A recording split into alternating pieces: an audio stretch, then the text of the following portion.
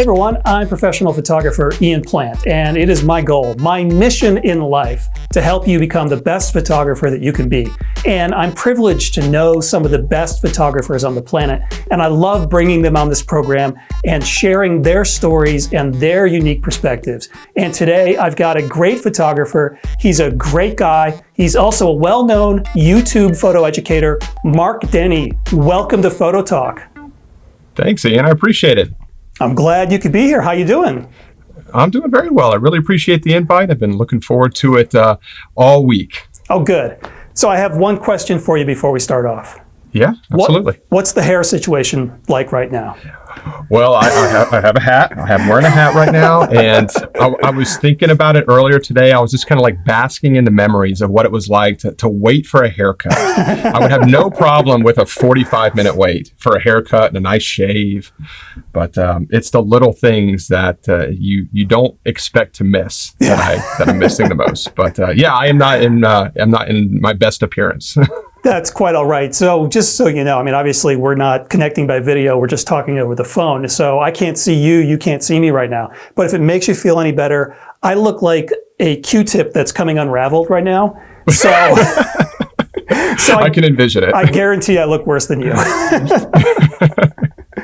Well, why don't we start off, and why don't you tell us a little bit about yourself, how you first got into photography, when you turned pro, and what was your path getting there? So let me think. So my grandparents, my mother's parents, they were always kind of into photography.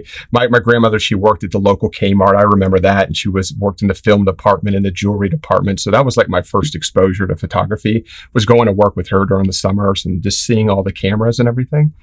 And what was interesting about that is I never was actually into photography. I was more into the technology of photography. I thought cameras were cool. I had no desire to turn them on. I just thought they were just neat to look at and just fiddle with the buttons. But it wasn't until, I think maybe when I was in high school, my dad started getting cameras. But once again, it was just the technology of the camera that I found really exciting. But, when my daughter was born, I think like most parents, that's kind of when you go out and invest in your first, big DSLR camera. And that's what I did too. I think it was a Canon TI or something to that effect. And I used it constantly for the first few years that she was growing up. But then eventually, it just kind of sat on my closet shelf collecting dust for a while. But it wasn't until really about maybe 6 years ago when I really got interested into landscape photography. And it started on a trip to Washington, D.C. I took my kids there for spring break. And I remember noticing all the tourists walking around with all of these different kinds of cameras, from GoPros to, just tons of just camera equipment that I was really fascinated by. And I remember coming back from that trip and hopping online to see exactly where camera technology had gone. And that's kind of really when I started to get into it again. And then I found landscape photography. And then ever since then, it's just been, eat, sleep, breathe, landscape photography, repeat over and over again. So why landscape photography? I know for me, I got into landscape photography because when I was younger, I was always going out hiking. I was really enjoying the outdoors, and the photography came later, and that connection was immediate. Was this something that was your approach to it as well, or was there just something about landscape photography that grabbed you and you said, yeah, what the heck, I'll go for a hike and see what happens? Right. I wish I had the story where I could say my love for the great outdoors is what fueled the photography, but it really wasn't that. It was more or less, I got into photography and I really wasn't sure exactly what kind of photography it was, but I like to just kind of get away. I really like the silence of landscape photography, and I like the pace of it. I felt that my life was so hectic for so many years. I grew up in Atlanta, and then I worked in a corporate world in South Florida for 17 years before I moved up to North Carolina, where I'm at now. And just having that slower pace of life and just being outdoors in a slower environment is really what kind of got me to thinking that, I really enjoyed this type of photography. I tried portraits, because like when I started to get real serious about photography, I started to think, much like anyone, how can I start making some money doing this?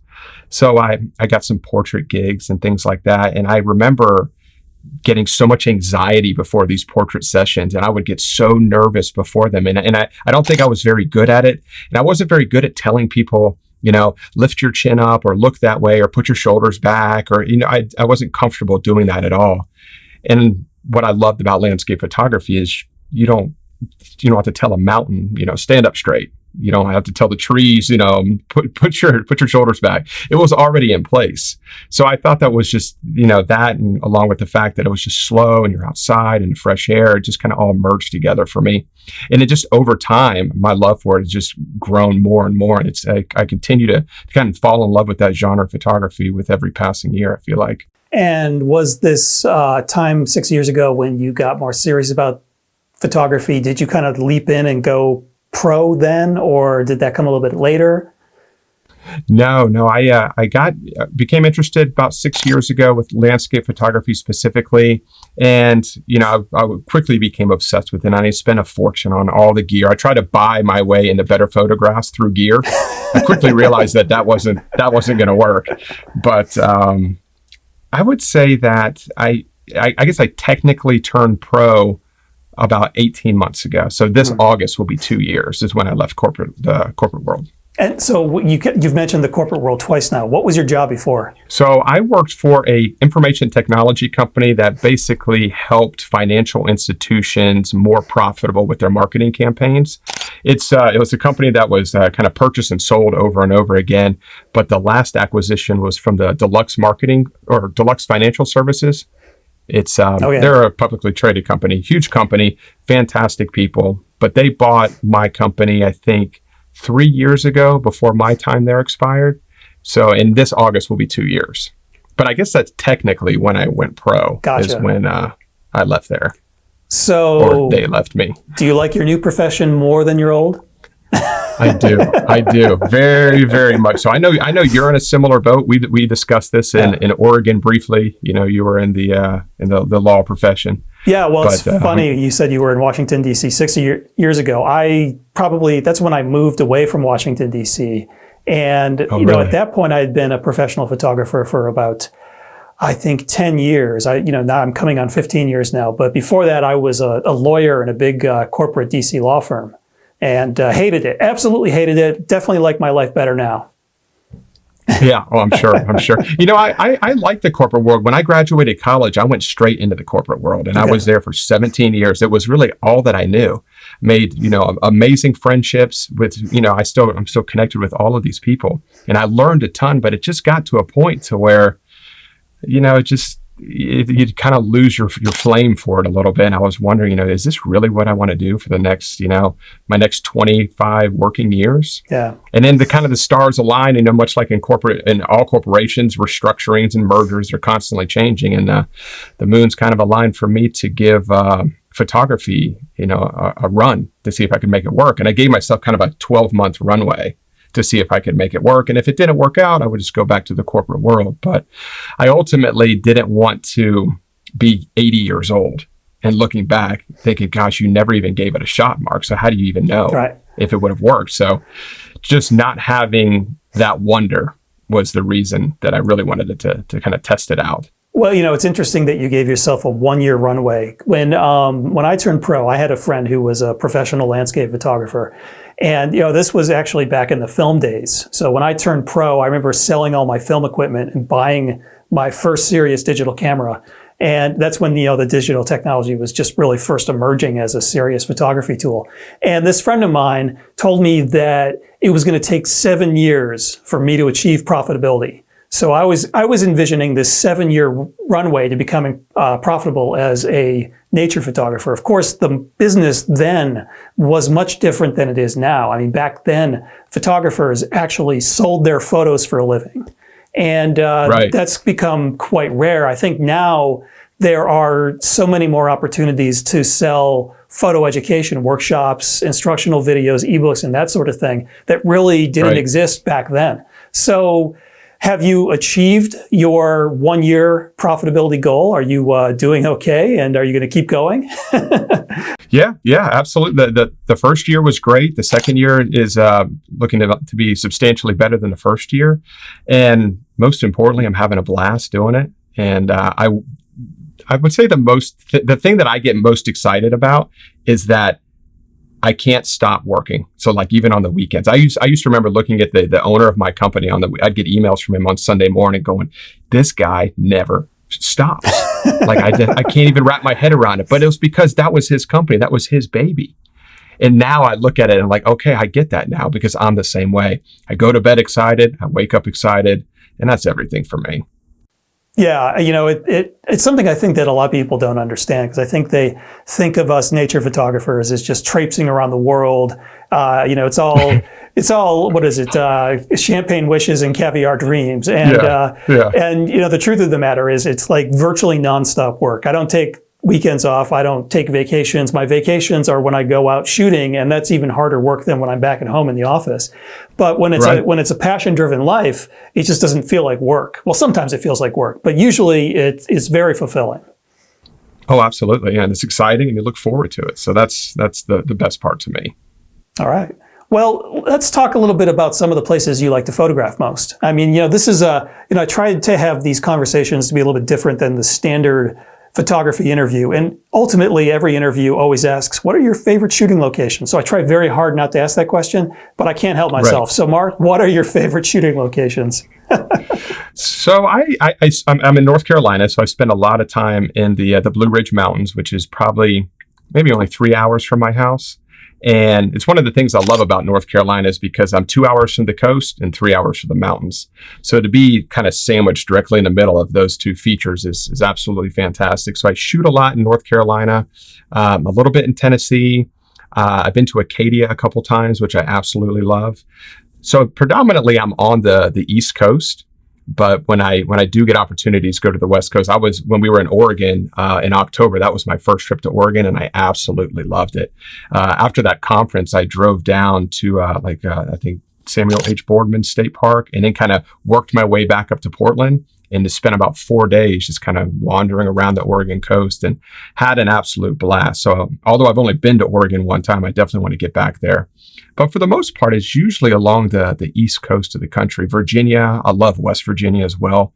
I think that's an area that is not photographed a whole lot, but there's so much beauty in the rolling mountains of West Virginia for sure.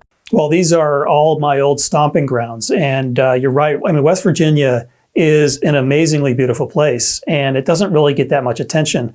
Of course, there's a lot of places in the United States and elsewhere around the world that don't get as much attention from landscape photographers because they're not quite as stand-up, pretty, and obvious. And right. And I really enjoy doing travel. I love travel for the sake of travel. I love exploring new places and encountering different cultures and things like that.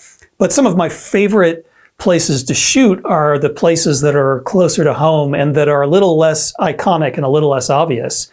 But there are some obvious challenges to photographing in a place that doesn't have those obvious stand-up icons. What are some of the challenges that you encounter when you're working in these smaller, more discrete landscapes? And how do you overcome those challenges to make compelling photos? I think composition is definitely the thing that I always find to be the most I guess you could say difficult. And what I find a lot of times, especially when it comes to woodland photography, so the locations that I photograph a lot usually are in kind of woodland areas, mountainous areas. And it's a little bit of a challenge creating, I know it sounds a little bit of a cliche. You always hear this order in the chaos and out of chaos when it comes to woodland scenes. But just trying to simplify, I think, is probably the thing that I focus on the most in trying to keep order. And I'm a very I guess you could say I'm an OCD person, and I'm very organized, and I like my photographs to look that way as well. And I can't always achieve that, and that's fine. But I think a lot of times that's where I automatically am gravitated to, is to try and figure out exactly how do I simplify the scene to make it a little bit more relaxing for somebody's eyes to view. So I would just say probably order and simplicity, probably the things that I find the most challenging and kind of what I focus on the most as well. So, how do you go about exploring these landscapes to find unique compositions? Do you have a process that you use, or is it just kind of getting out there and roaming around and seeing what you find? Yeah, I do a lot on Google Maps. So if I go to a location in, say, the Blue Ridge Mountains and I'm going to a specific waterfall, while I'm there, I always try and check out the surrounding areas as well. And maybe I don't have time to actually go to another location or scout out another location. When I get home, I always hop on a Google Maps and kind of just look around that area. So I really lean on that a lot to figure out kind of different pockets or different areas that I want to explore further. And on another trip, try and get back out there because I can't travel constantly. I've got 2 high schoolers and that are both in travel sports, so they keep me busy constantly. And I don't really want to be on the road right now, 300 days out of the year when they're only going to be home for probably another 2 years before they go off to college. So I try and keep my travel outside of larger conferences. I try and keep travel to like a 1 or 2 day trip. And I usually will stay within maybe a 12-hour drive of my home. So, but I would say Google Maps is probably something that I leverage a lot to kind of get me into a certain area. But then a lot of it is just kind of just foot traffic and just wandering around and exploring and taking photos with my phone for areas that I want to come back to at a later point. So what might be the ratio of time spent exploring and scouting for a photo and time actually spent making photographs? Oh, boy. It's an imbalanced seesaw. I know that. I would definitely the majority of the time is spent just wandering around. I would say, maybe 70-30.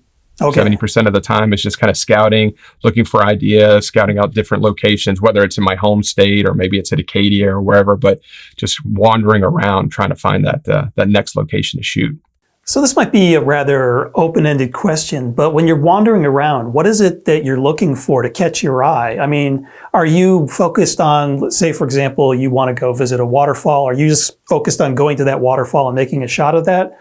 Or is it something where you're kind of more immersing yourself in the scene as you approach it and looking for interesting and potentially compelling shots? What is it that's going to catch your eye? So that's a good question. So what I'll usually do, there's tons of waterfalls in the Blue Ridge Mountains, so I'm shooting them constantly. And what I try and do is kind of create a storyboard of photographs. So, you get the shots of the waterfall. I try and get images that are, very far distant from the waterfall, where the waterfall is a kind of a less prominent feature in the background.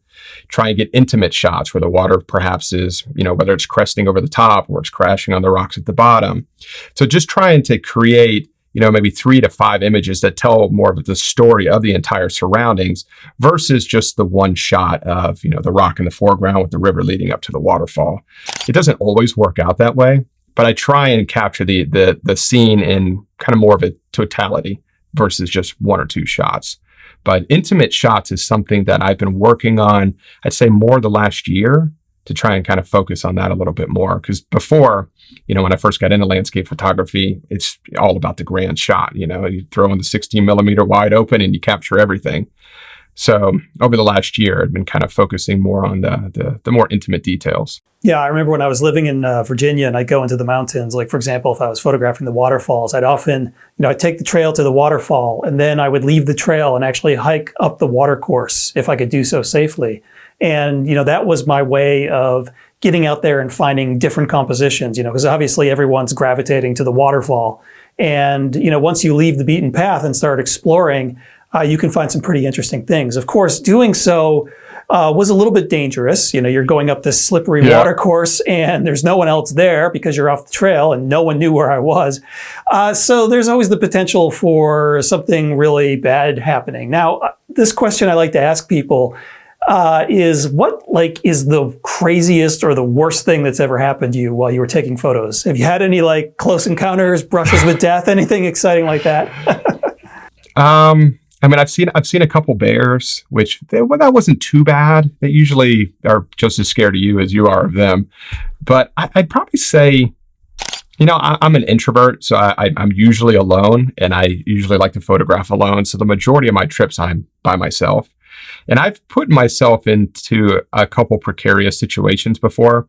I was about to mention in regards to waterfalls, one of my favorite things to do is get above the waterfall. Like you mentioned, when you can do it safely, but sometimes what I think is safe now is a little bit different later on. But just getting in situations where and this I can think of 3 particular situations or times this has happened where you just get into a position where you got, your heavy bag on your back, you got your tripod attached to one side of your bag, so you're already a little lopsided. Your weight's not evenly distributed. Maybe you're on the side of a cliff, and you're relying on a couple vines to kind of keep you there. And if you start to move your feet certain ways, you can kind of feel the rocks kind of sliding out from underneath you. And it's not. If you were with somebody else, it wouldn't be that bad of a situation, but the fact that you're there alone. So I've been in situations like that a couple of times. It wasn't like imminent death or anything like that, but just being alone sometimes. I remember sitting there thinking, okay, I really can't move my left or my right foot, and man, I wish I was here with somebody else right now. And you just got to slow down, get the heart rate slowed a little bit, and you can usually weasel your way back out of it. But I hear stories like that from photographers all the time, because I think a lot of us do like to shoot by ourselves. Yeah. And you just got to get in those, you're always trying to push the limits. Like, ooh, if I can get over here, the shot would be that much better. And then once you get there, you're like, oh my gosh, just a little bit farther and the shot would be even better. And before you know it, you're like, oh boy, what have I done now? Yeah, I mean, there is so much pressure to push the envelope. And, you find yourself more and more doing things that no sane person would ever want to do. And so, I've learned, over the years, I've gotten much more cautious to the point of paranoia. Like, I might edge myself out to the waterfall's edge, but I'll do it very, very carefully, always double checking to make sure I'm not stepping on a slippery rock or something like that. Because I've had a few of those close calls, and once you've had a few of them, you're like utterly terrified. But there. Oh yeah, you never forget it. Yeah. And I've had some crazy close encounters with death, and and sometimes it's nothing that I've done. Like, it just, sometimes bad things happen when you're out there in nature, especially when you're by yourself. There's always this risk factor, but there's so much pressure on photographers these days to sort of up the ante creatively. There's so many photographers doing so many things. What do you do to keep your photography fresh, unique, and how do you try to make your work stand out from the masses? Oh, that's a good question. I would say that I definitely put a lot of emphasis on composition. So, and I have nothing against people that go and get the, I guess you say, not the cliche, but the popular shots. I do it a lot of times too. But I try and always kind of push the coin a little bit from just a compositional perspective, always looking for different ways to photograph something that might have been shot over and over again. And I keep going back to the waterfall analogy because that's what I shoot a lot in North Carolina. But a lot of these most popular waterfalls, they are shot to death. And I've got all of those, same standard shots, postcard images, and they're great. But just always trying to come up with a different way to photograph something where you've been to over and over again is something that I try and focus on to kind of make my photography stand out a little bit. I don't know if I have a style yet. And I get that question a lot, like what do I think my photographic style is? And I don't really know what it is. And I used to think that you could create a style. And I used to kind of focus on that a little bit, but over time, I don't know if you can create your own style. I think your style kind of finds you throughout the process, and then one day you can kind of look back at your last 3 years of photos and be like, okay, I can see a trend now. But I don't know if I really have a style just yet. Yeah, it's kind of a trick question, the question of personal style. And I used to do these conversations asking people that question, and everyone would just get stumped. They wouldn't really know what to say. And then a few clever people turned the question back on me, and I realized I was kind of stumped by it as well. So I stopped asking the question. It's a hard question. Yeah, it's a very difficult question. Yeah. Well, it is. To some extent, I mean, there's probably some truth to the fact that a lot of us are shooting in a very similar style, especially something like landscape photography, where, there certainly are some people that are shooting a bit more boldly in terms of their compositions than other people. Some people might be more subtle in their work, but by and large, we're all trapped in the same general paradigm that was established by Ansel Adams decades ago, that sort of near-far landscape composition. And, there's not really a lot of people who are innovating very strongly away from that. Yeah, because outside of post-processing, you have weather conditions, and then you have composition and light. But those are kind of the four variables that are always changing or that you have some control over. Yeah. But outside of that, it gets a little bit difficult sometimes to put your own unique flair on certain things. Yeah, and part of what I've tried to do is, I started off as a landscape photographer, but I branched out to other types of photography, like wildlife first, and then I got more into travel and street photography. And I found that by crossing over into different genres, I was able to sort of cross-fertilize each type of photography. So I bring my landscape techniques into my wildlife shots, and my street photography techniques, I try to work them into my landscape shots, though I guess that's a little bit difficult to do. But in any event, I think it has helped me become a better photographer, and it's also helped me develop a body of work. Maybe I don't have a personal style, but I've got a body of work that's a little bit different because I'm crossing over and trying these different genres. So you've been more of a specialist. Do you think at any point you're going to branch out, or do you think you're going to stay focused on landscape photography? And if so, why? I think I'll definitely branch out eventually. I still feel like I'm new to landscape photography because, 6 years, it went by so fast, and there's just so much to learn about it. And I feel like I'm learning almost every single day. I pick up a new nugget of information that I can apply to whether it's post-processing or in-field workflow or planning or just something related to it. But I do think that eventually I'll get to a point where I'm ready to branch out. I don't think it'll be anything that's going to happen in the next couple years. But I do have an interest in street photography. I've always grown up in cities. So street photography is something that definitely interests me. So if I were to kind of segue out of, or not out, but try and test the waters a little bit in a different genre, it would be street photography. Yeah, and I definitely recommend that. I recommend that to every photographer I know, as a matter of fact, because street photography is so different from landscape. Landscape is about going out and finding these beautiful scenic places and photographing them. Street photography is the opposite. You don't go out and walk up to the most beautiful Italian supermodel you can find. You go and try to make photos of right there. Yeah, you're trying to make photos of the stuff that most people overlook, the mundane and the everyday. And it really teaches you how to think about composition and the use of light creatively. So I think that's something that I'm always recommending to people. But if you had to give some advice to someone who was learning landscape photography, like one single bit of photo advice that would help them become a better photographer, what would that be? Oh, that's easy. I would recommend that they become a student of composition. I think that is hands down not only the fastest way to improve your photography, but also the way you can improve your photography the greatest is by just becoming a student of composition. I had mentioned at the beginning of our discussion about when I first started about buying my way into great photos. And that's what I did. I spent so much money on camera. I went from a Nikon D3200 to a Sony A7R II in my first 6 months of photography. I didn't know anything about it. And I went from that camera to a Nikon D750 to a Sony. So $300 to $3,000 in half a year. My wife thought I was crazy, and my photos never changed. I was just making a higher resolution version of the same garbage photos as I was, 6 months ago. But when I started to pay attention to composition, when I put in like a real concerted effort into learning that was when I really started to enjoy photography a little bit more. And I started to see an improvement in more interesting compositions. So I would definitely say take the time and listen to every podcast, read every article, watch every video on composition you can. And that's a great way to improve. So let's unpack that a little bit. Why is composition so important? So I think that, when you first get into photography, you don't, at least I didn't. I didn't pay attention to composition at all. I would just, everything was at eye level. I never kind of moved my camera around at all. I didn't pay attention to depth.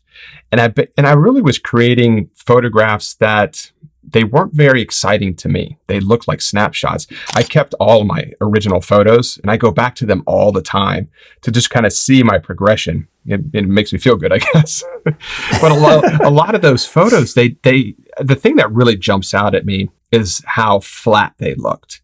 And it's something that I always focus on with my photography is, photographs a two-dimensional object, and how can you make that look 3D? Where our eyes see in 3D, you're seeing the scene in 3D. How do you create, how do you kind of replicate what your naked eye is seeing? And a lot of my old images, they look 2D. They have no dimension at all.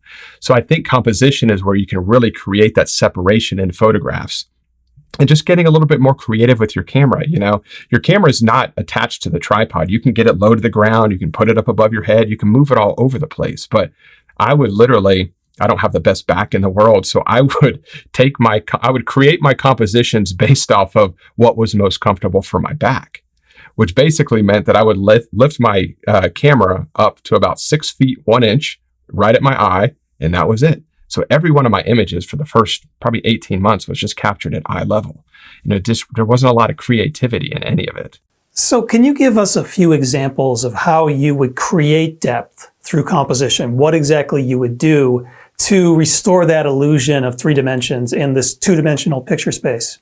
So I think definitely that the whole foreground, midground, background, that's definitely probably the best way. So looking for those kind of layers, I kind of look at it like it's a cake a little bit, that you're trying to create layers in your scene. And whenever you can find that foreground, midground, and a background, you're pretty much guaranteed to have some type of depth there.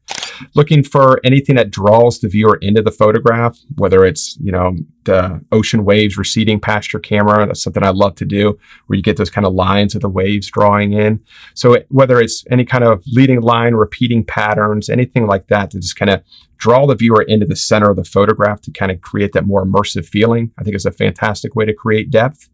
And then getting low. So I think getting low creates this natural feeling of depth as well. So I think that's a great way to just kind of create that natural separation between the different elements in your photograph as well. Yeah, I guess if I were to paraphrase, getting low creates depth because you're bringing those foreground elements that might be down on the ground a little bit higher up into the picture space, and there's more of a visual juxtaposition between that foreground, the middle ground, and the background. Right. Yeah. When I was putting together my presentation for the Out of Chicago Live last weekend, there was a couple of images that I had found where thankfully I took the image at eye level, and then I also took the same exact image low to the ground, and the difference was absolutely incredible. Yeah. Really, I see it. I see that all the time. You see photographers out in the field who get to a spot and their camera never leaves eye level, and they just throw it on their bag, they set up, and their camera never leaves eye level, and they never move from the spot where they first start. And to me, those are like the 2 things that I'm always yelling at people about on a workshop. It's like, get below eye level and get moving. Get out there and explore. Find out what the scene has to offer. You're not going to make great photographs if you're just literally standing in the same spot and showing the world exactly what you see with your eyes from that perspective. Yeah, that's the other thing is we look through these eyes all day, every day at eye level, at whatever your eye level happens to be. So that's kind of boring. So, I mean, getting low, I think, is probably the best compositional advice that I've ever heard. And I would definitely echo that for anybody else as well. Well, eye levels may create boring photos, but this conversation has been anything but boring, and I wish we could go on and talk about composition some more. We'll just have to have you back on the program. Mark, thank you so much for joining us. Oh, absolutely. Appreciate the invite, Ian. All right, take care. I'll talk to you later. Sounds good. Bye. Bye-bye.